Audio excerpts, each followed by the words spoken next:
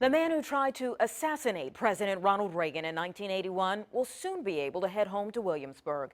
This morning, a judge ruled that John Hinckley Jr. no longer poses a danger and can leave St. Elizabeth's Hospital in Washington to live with his mother. 10 on your side's Aaron Kelly has reaction to this ruling 35 years in the making. Aaron.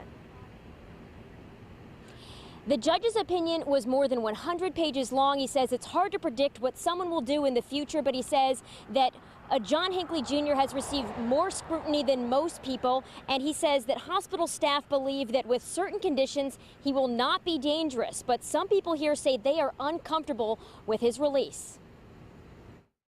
After John Hinckley Jr.'s attempted assassination of President Ronald Reagan in 1981, he was sent to a psychiatric hospital for decades. A federal judge ruled this week that Hinckley, now 61, can live full-time in the Williamsburg neighborhood of Kingsmill, saying Hinckley no longer shows psychotic symptoms or violent tendencies.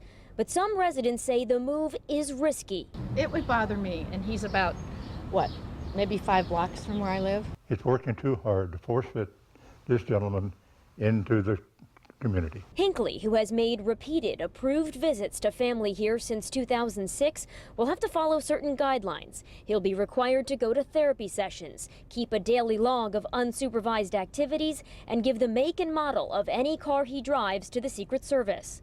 A man who lives on the same street where Hinckley will be did not want us to identify him. I guess my question would be, if you and your kids lived here,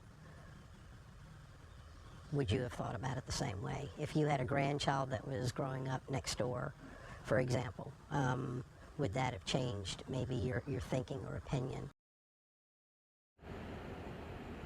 And Hinckley's lawyer today said that his client is profoundly sorry for what he did. President Reagan's daughter wrote today that she believes in forgiveness, but, quote, forgiving someone in your heart doesn't mean that you let them loose in Virginia to pursue whatever dark agendas they may still hold dear. Live in Williamsburg tonight, Aaron Kelly, 10 on your side.